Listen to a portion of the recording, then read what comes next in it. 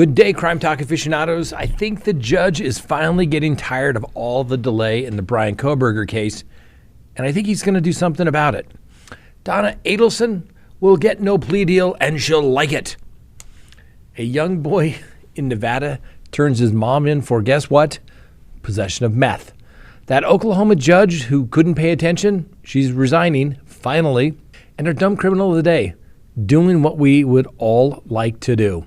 Let's talk about it. Hi, lawyer.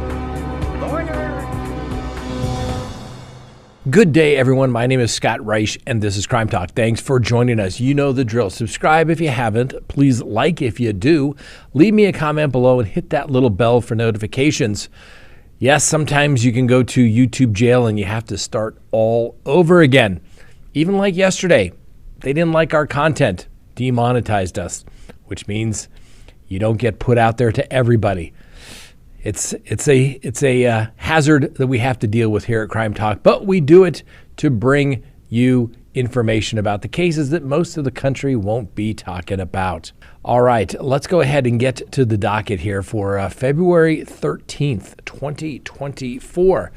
First, the Brian Kohberger matter. Yes, the judge in that case is Judge John Judge.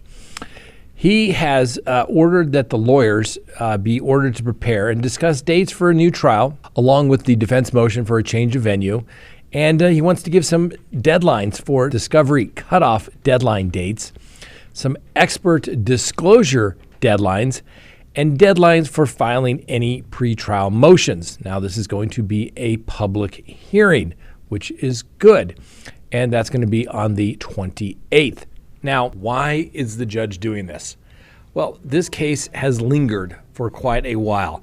As you recall, Brian Kohberger is charged with 4 counts of murder and burglary as it relates to the November 13th. Remember that, November 13th of 2022 is the date of the offense. That is now 14 months into this particular case. And the defense in the Kohberger is simple. He didn't do it, right?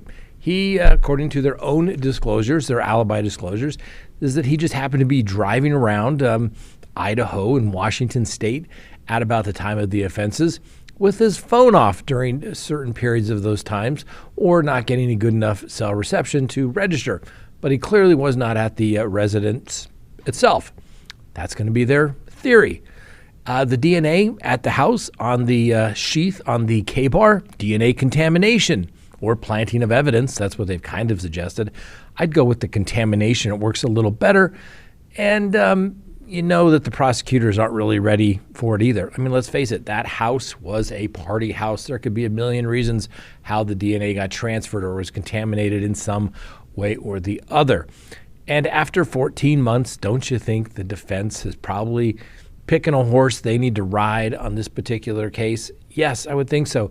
Do you think that they have talked to various DNA experts that will go along with that particular theory, or say, yeah, that theory it's not gonna work?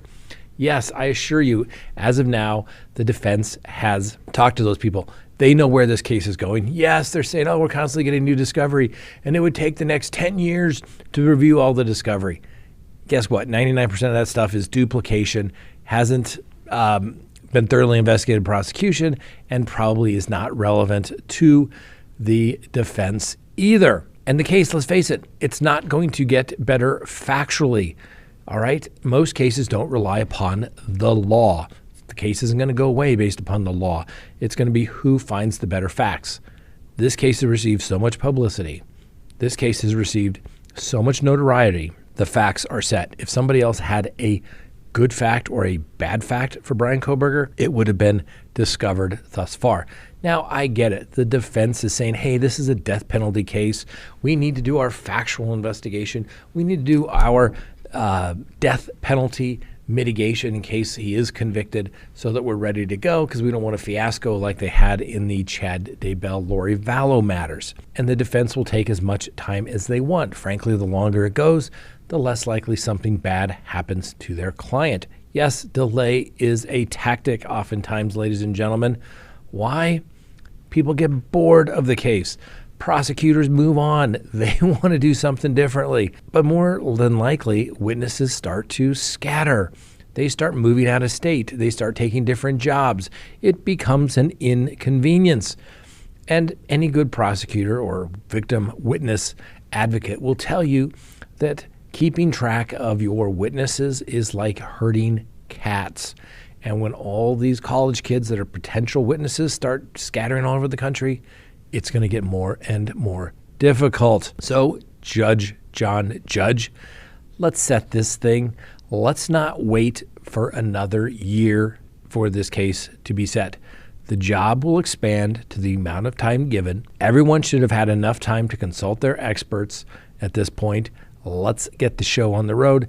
And maybe not this summer, but probably let's move the case to Boise, maybe August, September timeframe, and let's do this thing. Otherwise, you're going to wind up with a mess like Chad Daybell. And as I was preparing for today's show, I thought I'd take a little stroll down memory lane with Chad Daybell's case just to see what is going on there. And guess what? The prosecution has filed their 18th supplemental discovery notice back on January 30th, which prompted Mr. Pryor to file a motion to extend his expert reports because of the information could affect their expert reports. And obviously he needs time to review it, analyze it, comprehend how all this new evidence fits into the big picture and the small picture. And guess what? It'll probably be granted. Hasn't been ruled on as of yet. But as you remember, back on January 12th of this year, Mr. Pryor blew his chance of getting off the case. He could have got off the case. All he had to say was, Judge, I don't have the resources to properly defend this case. I don't have the time. I don't have the energy. And he would have got court-appointed, state-qualified defense counsel. But instead, he decided to stay on his case because he couldn't let his ego go away. Basically, his ego got in the way and said, Judge, it's not about the money. I could do this case. But, I mean, he must have been driving home just thinking, what have I done? Who's going to pay for these experts? We know Chad Daybell has no money. Is he going to pay for these experts to come by themselves? Are they going to donate their time? Very, very unlikely. And guess what? There could probably be another motion to continue at some point, or in the alternative, another motion to withdraw in that particular case. So, Judge, let's set the case. Let's do it. Let's do it. And everybody can move along from there. Next on the docket, Donna Adelson. There will be no offer for her. She gets nothing. Reminds me of that Seinfeld episode where they go in for the soup, and the soup Nazi says, no soup for you. Well, Donna Adelson, she gets no offer. So they were in court, and they, being the parties, Miss Adelson, her attorneys, and the prosecutors, and the judge inquired whether this matter is going to go to trial, whether there are any plea offers have been extended in this case. And the prosecutor says, no, we don't plan on extending any offers for Miss Adelson. Now, remember, she's 74, and she's charged with first-degree murder, conspiracy to commit murder, and solicitation to commit murder for the death of her former son-in-law, the former Florida State University professor, Dan Markle. Now, you have to remember also that Adelson's son, Charlie, well, he was sentenced to life in prison without parole after a jury found him guilty of masterminding the plot that led to Markle's shooting death outside of his home there in Florida. And as you may recall, after her son was been sentenced, she was going to take a little trip. Out of the country, to some non-extradition countries. She knew the heat was on. She got arrested. She can't make bond. So, anyway, Miss Adelson appeared via the court hearing via Zoom and really didn't, like I said, say anything other than thank you to the court at the end of the hearing. But the judge did schedule a trial for Miss Adelson to begin on September 30th. He also advised the attorneys that he would enter a second order that would address cutoff dates for discovery, and actually chuckled that sometimes cases take on a mind of their own. And the judge also asked the defense whether they intended to make any offers to the prosecution, and they said nope. And then the court noted that, obviously those offers need to be relayed, and then it'll be Miss Adelson making the decision of whether she rejects those any offers that are not forthcoming, or whether she proceeds to trial. And like I said, the defense says, we have no intention of making any offers to the state. That's what I like. Stand your ground, Miss Adelson. Let's have a trial. Next on the docket, to maybe a little more redeemable individual, yes, a boy. Look at this. Look at this video. A young boy, I think he's 9 years old, called the cops on his mom because he found drugs. So take a look. This little boy, 9 years old, handed police in the body cam videos a massive bag of methamphetamine that he found under his mom's nightstand. The little boy looked apparently had locked himself into the bathroom and called the dad. Now, we're not talking like this kid's living in the slums or anything. This house is worth almost $500,000 there in Las Vegas, in Henderson, Las Vegas to be exact. Anyway, when the kid goes into the bathroom, he FaceTimed his father, who then called the police. Guess what? The kid stayed in the bathroom till the police showed up. And when the police arrived, they knocked on the door. And the kid brings them the methamphetamine that he had found. Of course, the mom denied any knowledge of it, but it turned out it was about 100 grams or about 3.5 ounces of meth in the house. Now, all this took place back in July of 2022, and the footage was finally released. Now, Kendra Long, the mother of the child, was arrested on drug trafficking and child abuse charges, and she told the cops that she had no idea how those drugs got there. Well, maybe she used some of that alleged drug money to pay her $25,000 bail. They got her out, and guess what? During some of the legal proceedings, prosecutors showed text messages that Miss Long knew she was in fact dealing drugs because they said, hey, do you want to come over and buy $100 worth of drugs or an ounce? Anyway, the boy's parents are divorced, and the child is under the care of the father. Okay, remember that Oklahoma judge that couldn't be troubled with paying attention to a homicide trial, was too busy texting? Well, she's finally quitting. So the Oklahoma judge, District Judge Tracy Soderstrom, has agreed to step down from the bench immediately and will not seek a judgeship in the state of Oklahoma. Now, Judge Soderstrom acknowledged that she was sending text messages during a trial and that was the wrong thing to do. She put out a statement and said, I texted during a trial. It doesn't matter if it was a traffic case, a divorce case, or a first-degree murder case. I texted during a trial, and that was inappropriate. Anyway, an investigation with Judicial Council and Attorney Regulation concluded that Soderstrom was not paying attention during the jury trial and apparently came to the conclusion that the defendant was innocent of murder during that trial that she was overseeing back in June of 2023. This was specifically the trial of Christian Marzal, who was charged with first-degree murder for the 2018 death of a 2-year-old child. Now, the child's mother, Judith Danker, had pled guilty to enabling child abuse back in 2019, and she received a 25-year sentence. She was the state's key witness in this particular trial where the judge was overseeing. But the judge said, hey, it doesn't matter what I think. I didn't give up my impartiality in any way because I was not the fact finder. The jury was. But the judicial complaint lists 12 text messages between the judge and her bailiff, a woman by the name of Angela Miller. In that complaint, it alleges that Judge Soderstrom says that the district attorney, Adam Pantner, was sweating through his coat. To which Miller responded, yes, it's gross. He's gross and a horrible speaker. Next, regarding the assistant district attorney, Ryan Stevenson, Soderstrom wrote that the jury is going to hate him.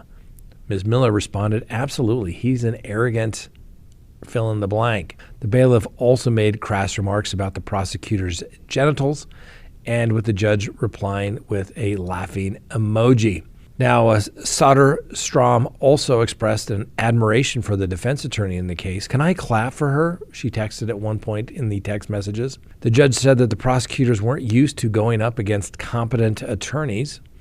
The additional text said, again ripping the DA during witness testimony. Miller wrote, "He's horrible," to which Soderstrom agreed, and Miller replied, "Sucks." Now, when a video was played to a witness who was testifying, the judge texted, "This is boring." The judge later texted, "This is dumb," during the state's direct examination of a witness, and the bailiff responded, "I just don't hope the jury doesn't buy this blank." Now, when Danker was testifying, Soderstrom spent the majority of the testimony texting things such as, "Can I please scream, 'Liar, liar'?" Now, Soderstrom was apparently attracted to a police officer who testified. "He's pretty. I could look at him all day," the judge wrote to her bailiff. The bailiff responded, "Same." She also opined whether a juror was wearing a wig. That's a wig. Look at that hairline. The judge also expressed her opinion that the state couldn't obtain its desired verdict. DNA excluded. Marzal on the bed. No way he'll get guilty on murder. Miller had gone on vacation by the time the jury instructions rolled around, but Soderstrom had no problem keeping her up on the latest developments in the proceedings. "We are giving an alternative instruction on second-degree manslaughter." Miller responded, "But no, just enabling child abuse. He didn't kill that kid." Soderstrom said she'd rather give the second-degree manslaughter instruction because it carries 2 to 4 years sentence instead of the 25 to life enabling child abuse requires. The bailiff responded, "And he's already served that." Now, the complaint also accused the judge of a host of other misdeeds, including forcing male attorneys to take a picture in a pink chair, accusing certain attorneys of being incompetent, and being overly critical of the district attorney there as well. Needless to say, the DA's office accused the judge of, maybe not having impartiality as a judge. This judge should go away. You would think she would be smarter, but everybody always thinks they can get away with stuff like this, and it always comes back to bite them. I once saw a situation where a judge was commenting on a district attorney's appearance, and it was not a flattering one, comparing him to a very evil person throughout history due to his mustache. Oh, yeah, you know what the judge forgot to do? Tell the court reporter to take this off record. And so there was a transcript of it. That judge ultimately resigned and became an arbiter or something. But, as a judge, you have to do it better and cleaner than everybody else. Finally today, our dumb criminal of the day. How many times have we said, don't live stream the crime scene or record it and put it up on YouTube? So a YouTuber accused of speeding from Colorado Springs to Denver in about 20 minutes has been arrested in Texas. Now, I had to do some research. Now, I was aware of this case kind of when it happened. And I went to an event, and somebody in the Colorado Springs Police Department was chatting about it. So I had to do some confirmation because a subscriber sent me this story and thought it'd be interesting. It is interesting. And like I said, so this motorcyclist is accused of speeding from Colorado Springs to Denver in about 20 minutes. He did this last year, and ultimately the State Patrol issued a warrant for his arrest. Now, the Colorado State Patrol announced that the arrest warrant had been issued for the rider, who is identified as a guy by the name of Rendon Tyler Dietzman of Texas. That arrest warrant issued back in December 5th. Well, here's the catch. On September 28th, Dietzman rode the motorcycle from Colorado Springs to Denver like 20 minutes, probably averaging about 150 miles an hour, weaving in and out of the lanes, all recorded and put up on YouTube for the world to see. The video has since been taken down. Well, once the police were made aware of it, of course, everybody wants to know, what are you going to do about this? And did I mention that ride usually takes about an hour and a half? Yeah, 20 minutes. I wish we all could do that drive. It is so bad. The traffic's so bad anymore these days. Good on him. Anyway, so this motorcyclist guy was out bragging about it. Police notify it. They start issuing search warrants to YouTube to find out who this guy is because they had no idea. It's all anonymous. Anyway, he's been charged with speeding and a complete disregard for the safety and those around him. But the problem is, guess what? It's a misdemeanor. It's non-extraditable. So although this guy got arrested in Texas for some similar conduct, he's probably not coming to Colorado. But maybe he wants to come to Colorado. And if he steps foot in Colorado, he could get arrested if they find him. So he's got the speeding and reckless driving. And, well, that's just dumb, putting it up on YouTube. You can't outrun the long arm of the law, especially when you put it on video. So, Mr. Rendon Tyrell Dietzman, you are our dumb criminal of the day. And hey, little legal advice here for you. You should always get warrants resolved, but if you never come back to the state of Colorado, the chances of you ever being arrested on this and facing prosecution is about slim to none. But in the meantime, if you're going to speed, don't put it on camera. Dietzman, Mr. Dietzman, you are a dumb criminal of the day. All right, thanks for watching, everybody. Please join us tonight. Last week, we had a great conversation about the Crumley matter. We may talk a little bit about that. We got Vallow. We got the Traconis case going on. We got the OnlyFans case getting ready to start down in Florida. There's so much to talk about. It's your program. You tell us what we're going to talk about as well. We'll see you tonight. Have a wonderful day. And remember, the Constitution matters.